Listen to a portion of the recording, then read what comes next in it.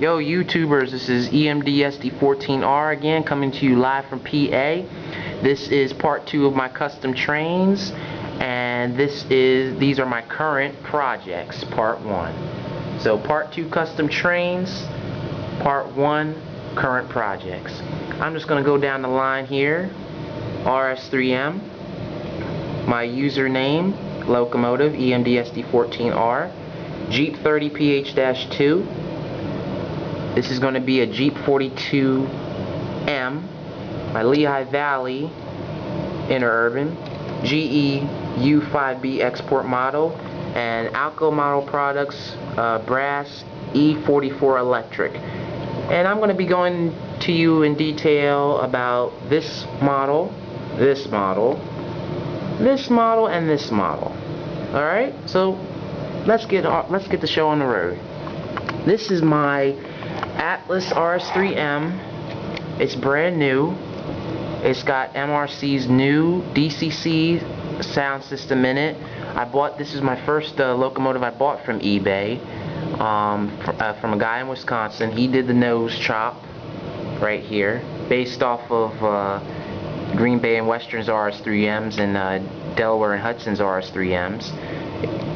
It has the 3-chime air horn, rotary beacon, and I'm going to put decals on it and probably put striping on it and finish it, because it's already painted, so I'll finish that. And this is my username locomotive. This one I talked about in the first video, but she's not finished yet, but when she is, she's going to be awesome. And this is the unusual model here that I freelanced myself, the Jeep 30PH-2. Now in reality, EMD never actually made a Jeep 30PH-2, but for my railroad, they did. The reason why the model is a PH-2 is because it has a head and power unit right here on this side of in the engine compartment, and I bent some piping, some copper and some other piping to make the head and power exhaust stacks, and there are 2 of them right there. That square box right there you see behind the main fan are the heat extractors for the head and power unit. It has a Leslie honker, it has a Leslie 3-chime, firecracker antenna, which is right here, that's made out of metal, and details Associates plow, jewels in the nose, under the headlights, and on the rear of the unit. And as you can see here, you can actually see the exhaust from this end better, on the white boxes back there. And it's painted PRR Tuscan red. I got the smaller tank on there. It's a great puller. Hopefully we'll be adding either a Tsunami sound system or a Digitrek sound system to her. So she'll be able to be finished off. I'm going to put the windows in and finish her off. This is going to be the Jeep 42M, and it's going to be another unusual model that EMD never made. It's going to have a SD60M style cab, but before I finish the conversion, I already started. I removed the Spartan cab here. Before I finish the conversion, there is a crack right here on the front pilot. I don't know if y'all can see that really, but if you see a little black line, that's the crack right there. But once I get that fixed, she'll be ready to go. She has a head and power unit. You can see this is the unpainted piping. That's what it looks like. And I bent it based off of what I've seen on Mark's GP39 H2s that Morrison Knudsen rebuilt. And I also went one step further. I relocated the square air filter box from the front to the rear of the unit here. But I just might change that all together and add a different box for the head and power to make it more unusual. This is my Lehigh Valley Interurban right here from Bowser. Had this one for about a few years. I added rust to the wheels, added a 3-chime air horn on this end, and a Leslie 5-chime air horn on this end. I still need to put the trolley poles in, but once she's finished, she'll have DCC and sound. And I'm going to add Northwest Shortline's nickel silver wheel sets because she has the brass ones right now. So that's project right there. And then here's one of my unusual locomotives, GE's export model, the U5B. These can be found on the railways of Brazil, but they can also be found in other parts of the world. As you can see, it has a single exhaust stack. These models were also powered by GE's FDL16 prime mover. I think they designated the prime mover for this one as an FDL12 or an FDL8. I'm not really sure about that, because this model usually had a 12-cylinder or 8-cylinder engine.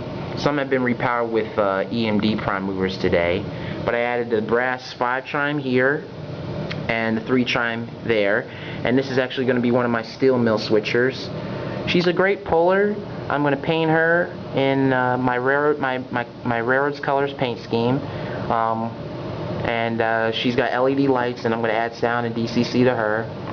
And this is going to be a separate project altogether, designated as Project E44, and it's an Alco Products, Alco Models brass model that I've had for almost 2.5 years. And I'm going to replace the old drive here, which is burning out, with a Bachmann Spectrum E33 drive.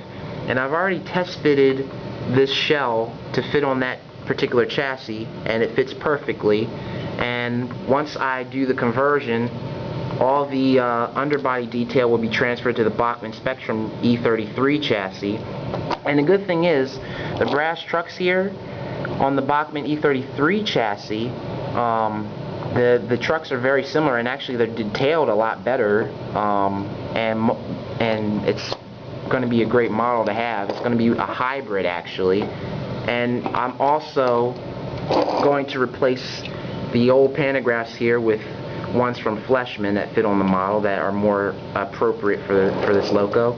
I'm going to paint it in PRR black, or I might paint it in Pen Central and just leave the numbers. It's going to have lights and sound, DCC, so I'll keep you updated on that.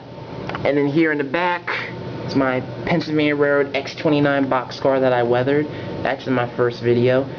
I wanted to show you guys what it looked like next to some cars that I bought from my friend Jason, who's the guy on YouTube known as Crazy Customs. Yo, Jason, what's up, man? These cars are awesome. These are the cars that he did. Coal Hopper and 2 Oregons. That's his name right there on YouTube, Crazy Customs. These cars are awesome. I mean, the detail that he put into them, rust on the wheels and the couplers all the way around. Here's the other side. There's one side of that car. There's the other side. I mean, he's a great person to talk to. He's into trains like everybody else, and the detail that he just does is striking. It's awesome. I also ordered a center beam bulkhead flat from him, so I'm hopefully getting that. And he actually put wires, brass wires on it. He drilled out the holes for it and everything. And the detail on that is what you expect from quality work, and I'm just happy with it. And you guys can look at the cars on YouTube. I mean, he has these cars on his YouTube page painting them, and he has the center beam bulkhead flat on his YouTube page. So if you guys are curious about how he made them, you can check them out on his page. I recommend you subscribe to him. He's a cool guy. I recommend. And also subscribe to me too. And I will give you updates on each of these locos here. I'll try to keep you guys updated on this one here, because this one is going to be highly unique. It actually started as a Conrail unit, as you can see. But the 42M, the Jeep 42M, is going to be very unusual. So I'll keep you updated on that. Once I get the pilot fixed, I'm going to chop the nose off, remove the battery boxes on this side, and put the SD60M cab. And then I'm going to paint this guy here, the GEU5B. I'm going to keep you all updated on that, add sound to that. And then this one's probably going to be a very extensive project. I'll keep you updated on Project E44. I mean, the model here is going to be a very unique hybrid, so keep updated, and Peace, y'all. Subscribe to me, alright? Peace.